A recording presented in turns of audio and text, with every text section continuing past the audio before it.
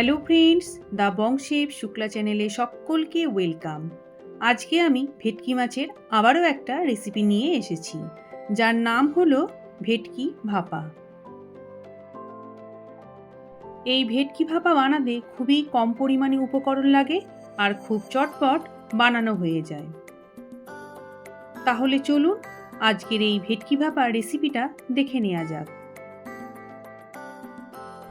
এখানে আমি 4 পিস ভেটকি মাছ নিয়েছি আর ভেটকি মাছের পিসগুলোকে খুব ভালোভাবে ধুয়ে পরিষ্কার করে নিয়েছি। প্রথমেই ভেটকি মাছের পিসগুলোর ওপর 2 টেবিল স্পুনের মতন লেবুর রস দিয়ে দিচ্ছি। এই লেবুর রসটা দেওয়ার পর খুব ভালোভাবে মাছের পিসগুলোর সঙ্গে মাখিয়ে নিতে হবে। তারপর 15 মিনিটের মতন রেখে দিতে হবে। এইভাবে লেবুর রসটাকে মাছের পিসগুলোর ওপর ভালোভাবে মাখিয়ে নিচ্ছি। তবে লেবুর রস না দিয়ে আবার ভিনিগার মাখিয়েও এই মাছের পিসগুলোকে রেখে দেওয়া যায়। লেবুর রস মাখিয়ে 15 মিনিটের মতন রেখে দিচ্ছি। 15 মিনিট পর ফিরে আসছি। এরপর মাছের পিসগুলোর ওপর দিয়ে দিচ্ছি স্বাদমতো লবণ।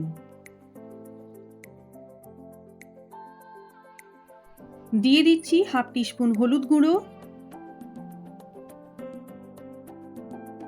লবণ আর হলুদ গুঁড়ো মাছের পিসগুলোর সঙ্গে ভালোভাবে মাখিয়ে নিচ্ছি।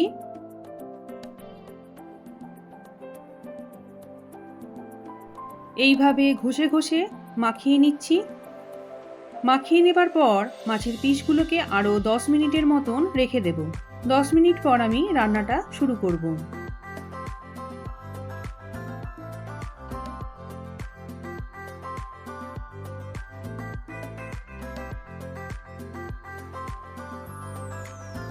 এদিকে একটা স্টিলের টিফিন বক্স নিয়ে নিয়েছি। এরপর ভাপার উপকরণগুলো আমি রেডি করে নেব। তাই প্রথমেই নিয়ে নিচ্ছি 3 টেবিল স্পুন টক দই। দিয়ে দিচ্ছি হলুদ গুঁড়ো, 3 টেবিল স্পুন পোস্ত বাটা,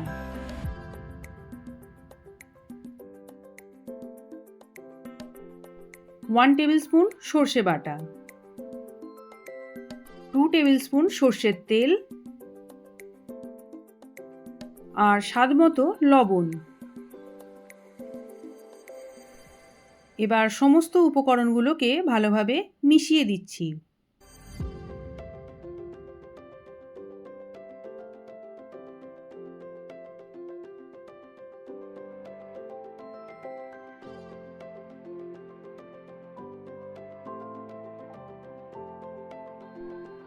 এরপর দিয়ে দেব সামান্য একটু চিনি।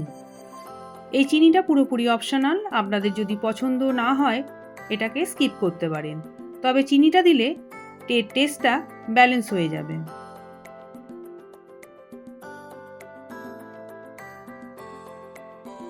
এরপর মাছের পিসগুলোকে এক এক করে নিয়ে এই মিশ্রণটার সঙ্গে ভালোভাবে মাখিয়ে নেব। এই ভিডিওটা ভালো লেগে থাকলে আপনারা অবশ্যই একটা লাইক দিয়ে দেবেন, কমেন্ট করবেন আর শেয়ার করে দেবেন। আর আমার চ্যানেলে নতুন বন্ধুরা চ্যানেলটাকে সাবস্ক্রাইব করে পাশে থাকা বেল আইকনটাকে প্রেস করে দেবেন। এতে আমি যখন নতুন কোনো ভিডিও আপলোড করব তখন তার নোটিফিকেশন খুব তাড়াতাড়ি আপনাদের কাছে পৌঁছে যাবে।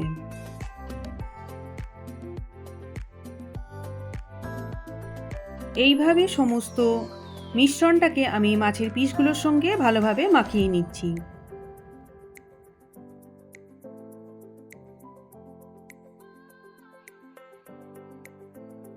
মাছ মাখানো প্লেটের মধ্যে যে লবণ আর হলুদটা ছিল সেটা দিয়ে দিলাম। আর দিয়ে দিলাম 2 টেবিল স্পুন সর্ষের তেল।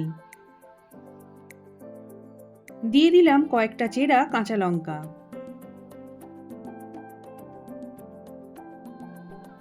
আর দিয়ে দিলাম পৌনে 1 কাপের মতন জল।